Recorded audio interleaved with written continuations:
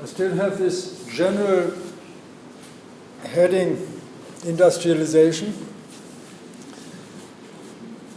which is not completely correct,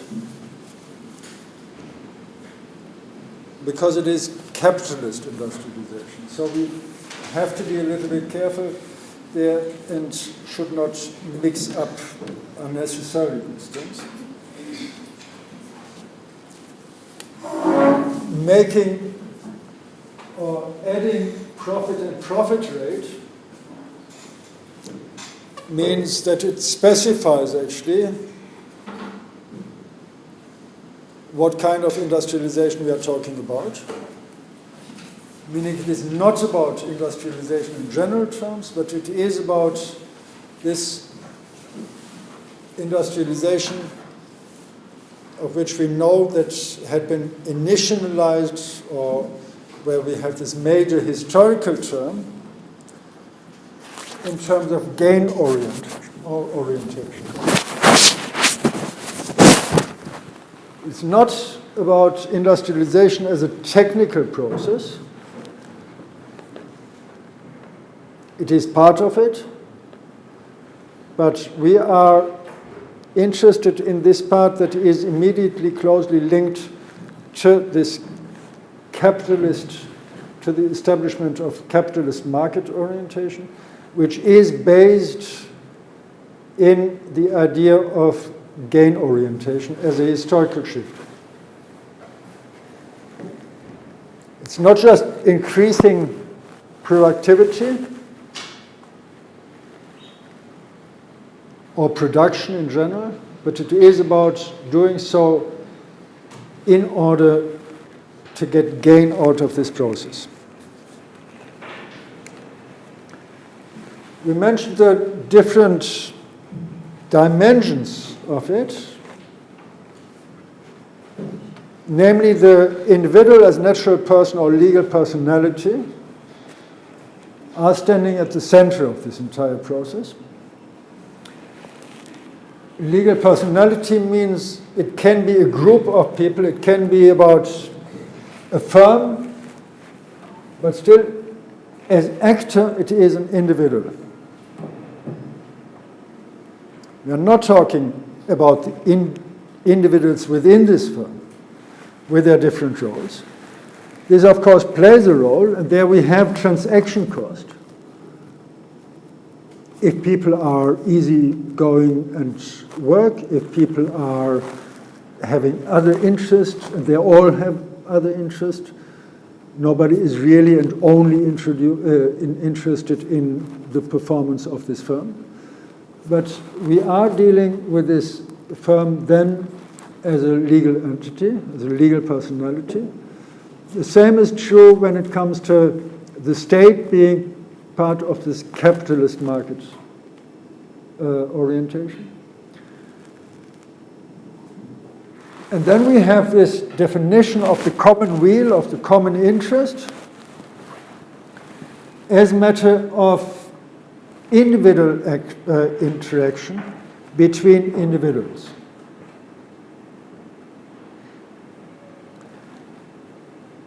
This is very important, that we are only dealing with individuals interacting. Meaning as well, we have the individual interest, this is the really important part, that is guiding this process. It is not the interest of a group defined by the group. It is not a planned process, but it is this individual interest, including what I said before, the nation state that is defined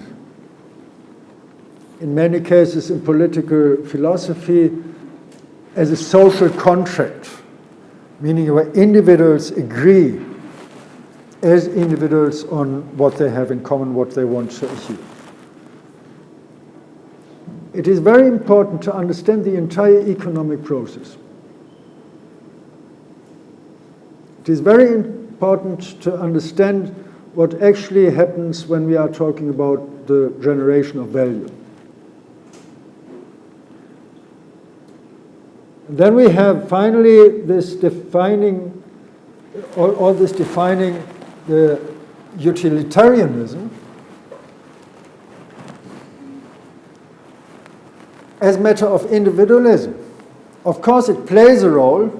This is predominantly when you look up the utilities, the goods we can buy. Everything is only undertaken in order to avail of goods, in order to avail of more goods. And it is an important part, and we see this as well when we are talking about GDP. Part of this idea of GDP is exactly this. We produce goods, and we assume as more as we produce, as better it is for the common good, for the well-being, for the welfare of all of us. Linking this to what we did before, the different functions and functionings, we arrive at this core formula defining the process.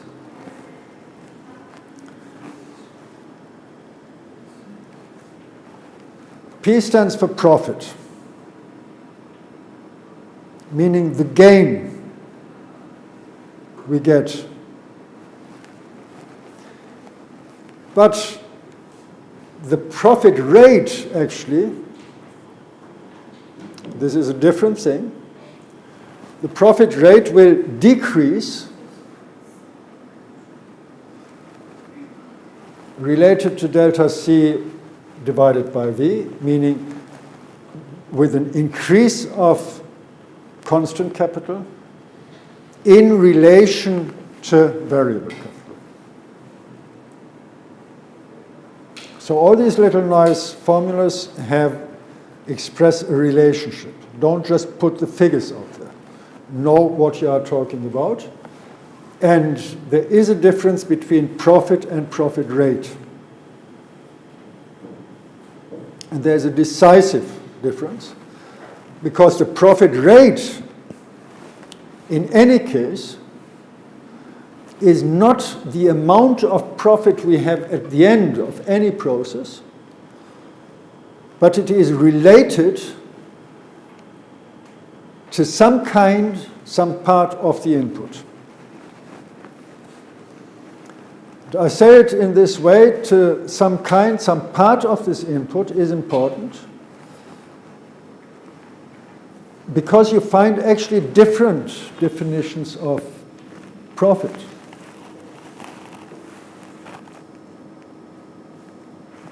You find different definitions of profit looking at accounting, looking at finance, and looking at economics. Meaning, whenever you see profit, ask yourself, where do you see it? Is an accountant, is an expert in finance, or is an economist using this? There are very, very important, huge differences. In everyday language, we simply equalize profit and gain, getting something out of it, profiting from something. There the only problem is that we have to know, what do we want to get out of it? Opening the window may be good in terms of the profit of fresh air, but it may be bad in terms of getting a cold if the weather is miserable. As I said, it may be good to look for the quantitative extension of production, but it may be bad if we do not have the market for it, if we should go for another market. It may be good in short-term perspective to use all the resources we have, but it is not necessarily the case, at least when we do not know exactly or when we cannot predict with certainty that we have enough resources coming afterwards. It may be good in terms of the mindset to be prepared to work without slides, just in case the power is cut off. I don't know what I would have done if the lights would have been not only switched off, but if it would have been very dark. I probably still would have been able to do something, but you would not have been able to write something. Anyway, it is a core issue of the entire consideration. Looking at the profit rate, it goes down under the condition of growth of C in relation to V. Growth of capital, of constant capital in relation to variable capital. As said, mind, it is about the profit rate. It is not about the absolute money, the absolute return. We will specify this in the following. I occasionally mentioned this equilibrium, this magic factor of the entire economics. We are always striving for it. It's not automatically given. And even if we are not talking about a planned economy, but a market economy, where individuals interact with others, we are talking about planned processes, meaning everybody individually has plans, makes plans. And this is as well what happens even in these market societies, capitalist market societies, where you have this idea of planned aggregate expenditure,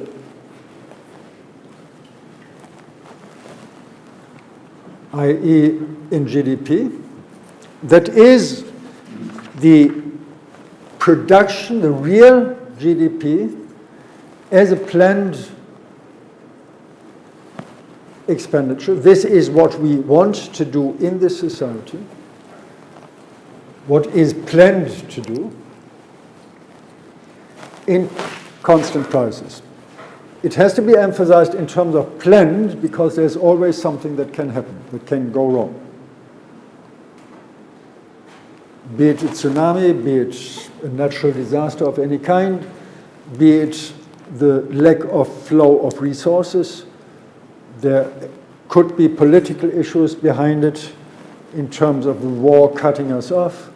There could be natural things we didn't foresee, as we have it currently to some extent with oil. You may have heard peak oil or something like this, peak everything, that we don't know how long can we still rely on oil. Some people say we reached this point already. Some people say, well, it's not really a major problem. And then you find, of course, different new sources, like it is done now and known under this heading of fracking. These had been, or these are, sources for oil that had not been known before. And if we would not have them, we probably would be very close to this peak point where we don't have any supply. This is simply a technical issue. If we should go for it or if we should look for alternatives is another thing. It is about purchases, meaning what do we purchase, what do we buy for this process of production. And it is about expenditure.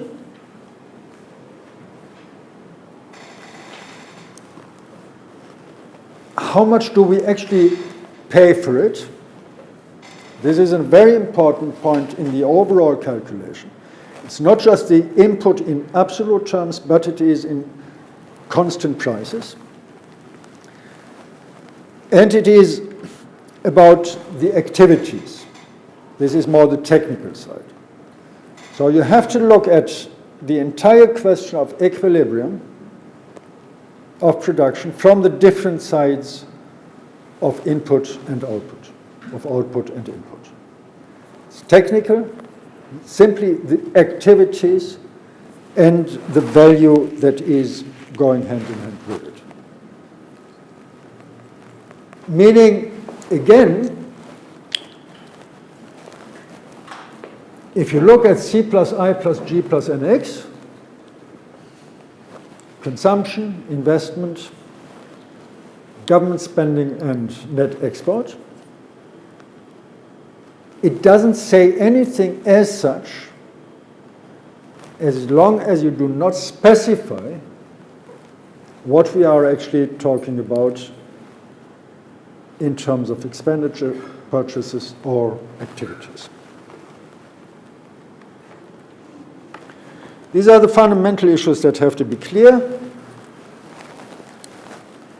before we can actually arrive at this utility function again. Being aware, underlining again, it is an individual's preference. Even if it looks nice and is called even a function, even if it is a function that we can calculate it individually, it is not a function in the strict mathematical understanding, and it is not a function at all when it comes to something that we can calculate on the societal level. Having said this, having made this restriction, emphasized this restriction, we can, of course, say there is something in society that defines actually individual preferences. Something that is a standard for a given society. As I said, at the early stage of industrialization, people, normal people, workers, they just have had one shirt. And that was fine. It was the given standard. It does not mean necessarily that everybody had been happy with it, but it was accepted. If you have one shirt today, you definitely will be considered as poor in certain societies. Historically, socially, in terms of space, this matters, what the individual's preferences are. But still, even then, you cannot calculate it, you cannot have a proper mathematical function on the societal level. This is this thing, we are dealing with it, for instance, institutions like the IMF, the World Bank, or the OECD, looking at how to define it as a social standard. There's on Monday I join an OECD meeting where we exactly discuss this. What is the standard, the social standard that we can take for granted in the society? And there you find a certain circularity. In practice, you define the standard, kind of everybody does this, everybody has this, and then it is a given standard, it is considered to be a given standard, and then you say if you don't do it, you are not up to the standard, you are below it, or you are above it. So it is this circularity we define it by doing it, or as an average, and then this average is taken as point of reference for the entire national economy. And of course, with globalization, it is going beyond this. It is as well taken as standard for the global level. So this is why we talk about, if justified or not is another question, in which way it is justified or not is again another question. That is why we talk about poor countries and rich countries. That is why we talk about developed countries and developing countries. This is all behind it, that we have certain standards against which we measure it. This is the point of reference.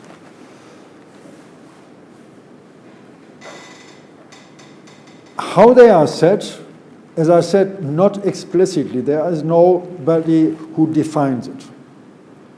However, there is somebody that defines how the society should be organized to achieve a high standard. And this is the capitalist market society. There is no alternative allowed in some way. There is this push towards market. I mentioned Rostov, saying there are these 5 stages of development, and every society goes through it, and this is the way to modernization. And only if you go there, and only if you arrive at some stage as mass consumption, of course, depending on mass production, then you are a rich, developed society. This we can leave to politics.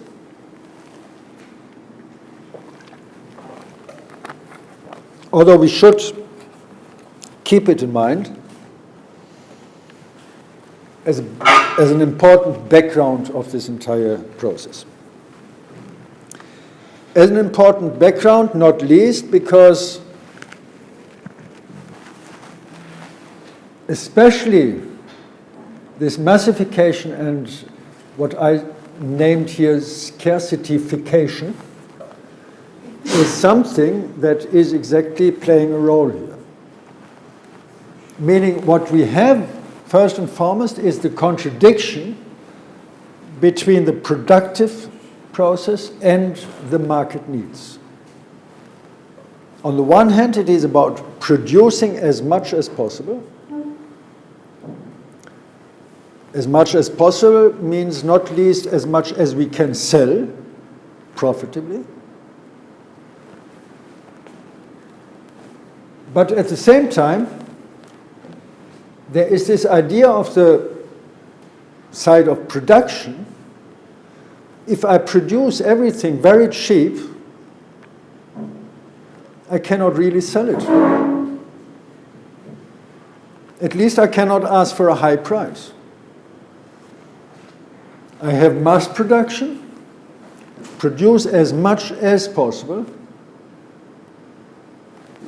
answering the market needs, but looking at it from the productive side,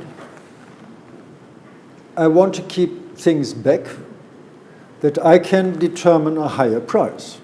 So we are not talking here about the production side, but we are talking about the market side as determinant of the price. And this is what you actually find in many cases, many instances, in the capitalist systems, on the capitalist market. Keep things back. You are not really producing in the interest of the consumer, but you are interested in producing for yourself, meaning for your own profit, for increasing this. This is what Adam Smith basically said. You produce as much as you need to gain to have profit. It is, I'm producing for me and not for you. If I produce for you, I produce as much and as cheap as possible. If I produce in my interest of increased profit rate, I will say, no, sorry. If there are 100 people, everybody wants to have a loaf of bread, so I produce 100 loaves of bread. What does it mean? It's a low price. I cannot sell it for a high price. Even worse, if I produce 200 loaves of bread. Massification. Bread is getting cheap. The production of bread is very cheap. But selling it is getting difficult. Because what will I say as customer, as consumer? Well, you have 200 loaves of bread. Sell them. I won't take it. Unless you reduce the price, which has an effect on the profit rate, on the profit. Meaning I can not charge as much as I can charge if I produce 50 loaves of bread. You want a bread? Fine. Pay for it. You don't want to pay? There are others. 50 people are waiting there to get a loaf of bread. The only way out of it, Pareto, is everybody gets half a loaf of bread. So you are there in more or less complex decisions on distribution, redistribution. But the idea is you have a contradiction there. On the one hand, you want to produce as much as possible because this is cheap. At the same time, you want to keep it back to increase the price.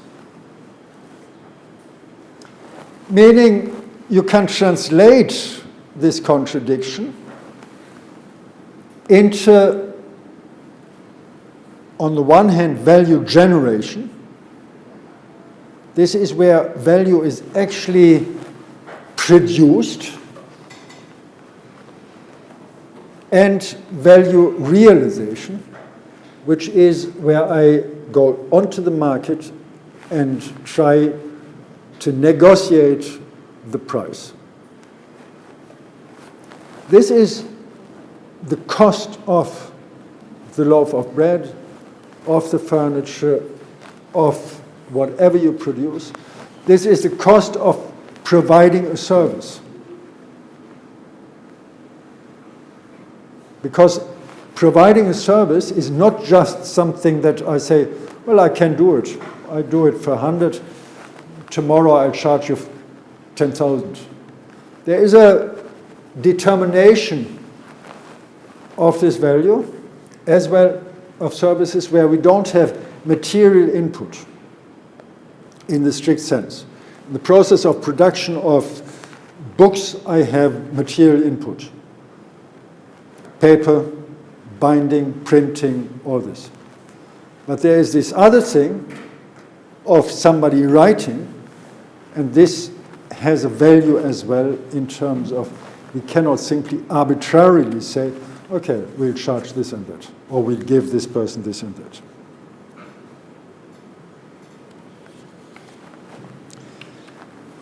The definition of it, again, as a reminder, is coming from these different functions. This is where we define what do we do, which way do we go.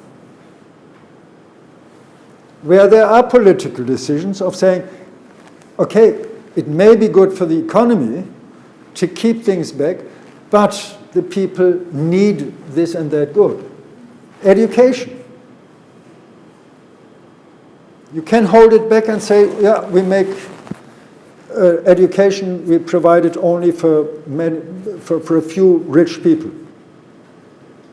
Or you can say, Yeah, in economic terms, it may make sense. I would have my doubt that it makes sense, but it may make sense.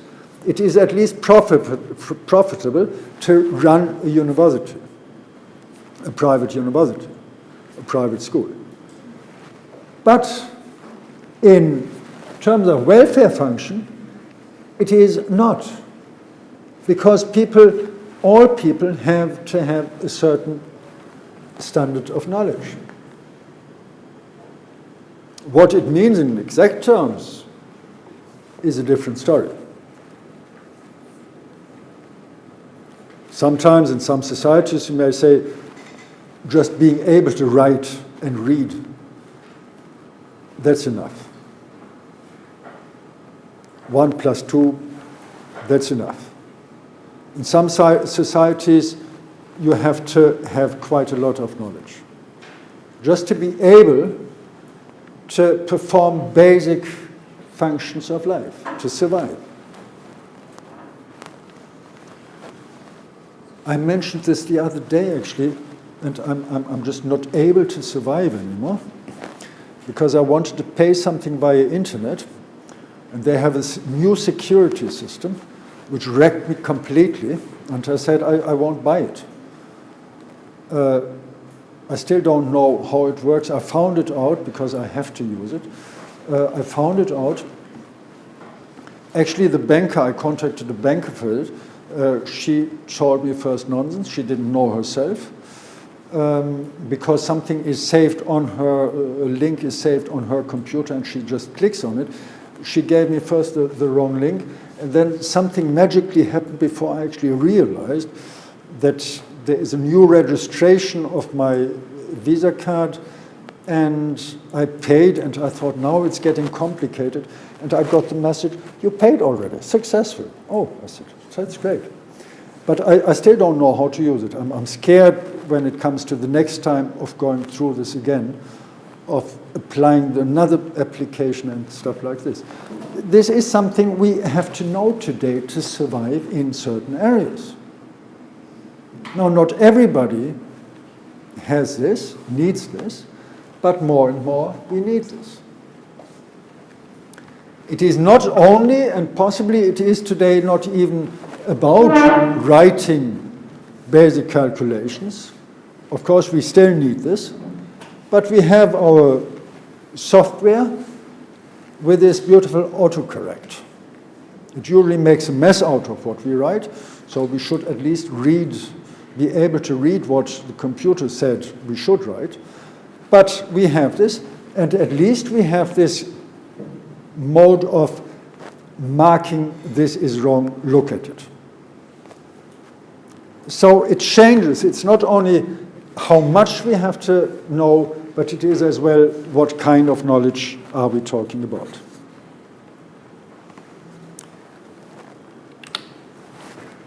Now we come to this call. It's not the profit that goes down, but the profit rate. This is important exactly because of what we had been talking about before. I may be able to increase the profit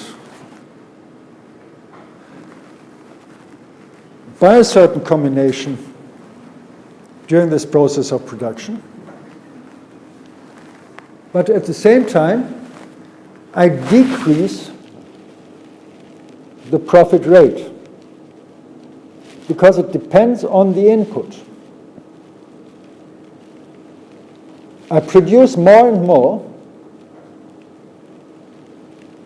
I produce the 200 loaves of bread, let's say, instead of 100.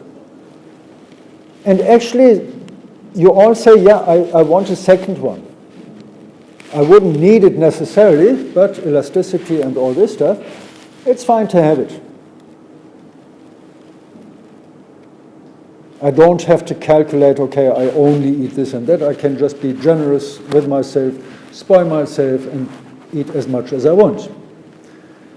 But it means, in any case, for me, I will get less in relation. I will get more if I sell each bread, each loaf of bread. Let's say in the first case, 100 for 100 and 100. 100 people, everybody getting one loaf of bread and selling each loaf of bread for 100 yuan.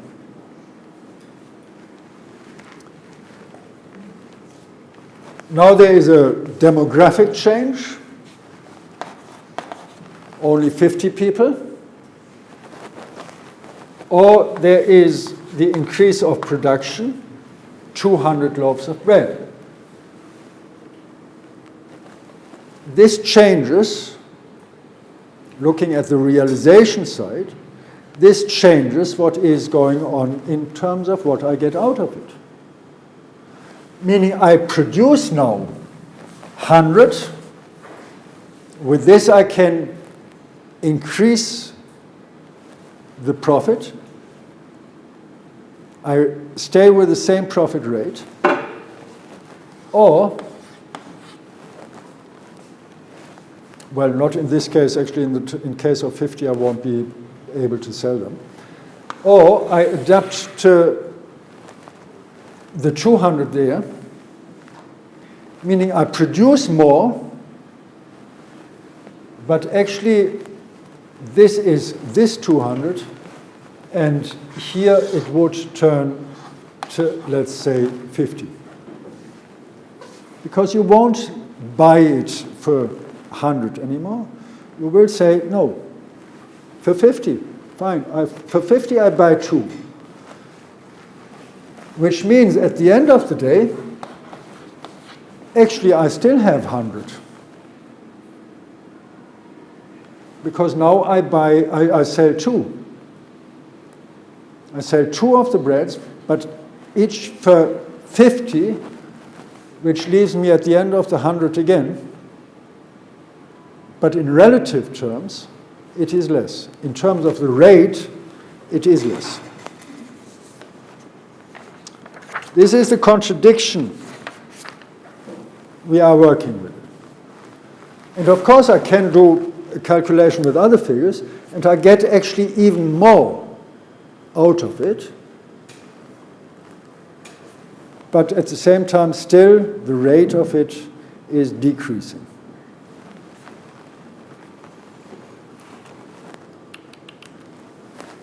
The reason behind it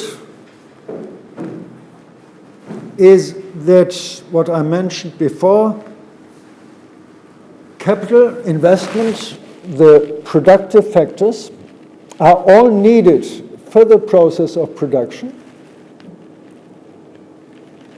I cannot produce bread without raw material. I cannot produce bread without certain equipment. At least I need some source of heat, an oven or something like this, different ways. But all this doesn't create value. There is value transferred from this. The flour goes into the bread as a raw material. It is harvested from the field, and it is at the end in the bread, but it only changed the form. It is still the same thing. Only changing the form actually made it more valuable. This added value, this changed the value, and this is, we have here the depreciation. We can write it off. It's gone. We have a machine, and after 1 year, after 5 years, after 10 years, it is nothing. There is no value anymore to it. It may be that it simply doesn't work anymore, technically, wear and tear. It may be that there is this historical factor, that if you use this old equipment, it may be that it still works, technically. An old car still works, but it doesn't perform as we expect things working today. You may know some people, they are very proud and say, actually, I have a mobile phone. I can only make phone calls with it and write SMS. And that's it. There's nothing smart about it. No photos, no calendar, no nothing, let alone internet connection or something like this. It's just a phone. Meaning these phones, at least if we take the social standard, what we need today, we have to be permanently, that's at least the idea, permanently connected to the internet. We have to be able to book via internet from the phone. All this, we have to find the direction, because we cannot read maps anymore, let alone that we can look at the sun or something. Today we can't look at the sun anyway, but we lost this direction, but we still have it with this. Going from A to B is very easy with this. So in this way it is depreciated. The old phone is not up to the standards we expect today a smartphone to be. Appreciation, labor is appreciated as a matter of this adds value, this creates something. And you find it, you have a little bit accounting as well, you find it there. Things are written off. You buy a new equipment. Every year this equipment is less presented in the books, less of it. The first year it's the full value, and then it's getting less and less, until at some stage it is written off, even if it is possible still to use it. But economically, in terms of the exchange value, namely, it is not valuable. Labor, on the other hand, it creates value, meaning this is where actually this added value can be found. As you saw in this formulation, again, there is this aspect of use value and exchange value. You can still use certain things, but in economic terms, there is no value to it.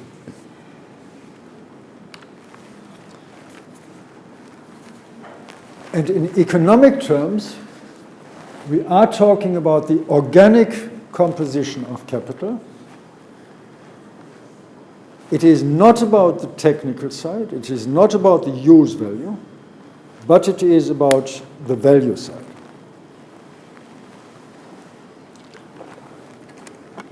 Value on the market, because everything what we are talking about is about the exchange. Now we are getting to something that is difficult and that is part of a very complex thing. I only picked this one aspect out of it, and this is what we will be talking about then after the break.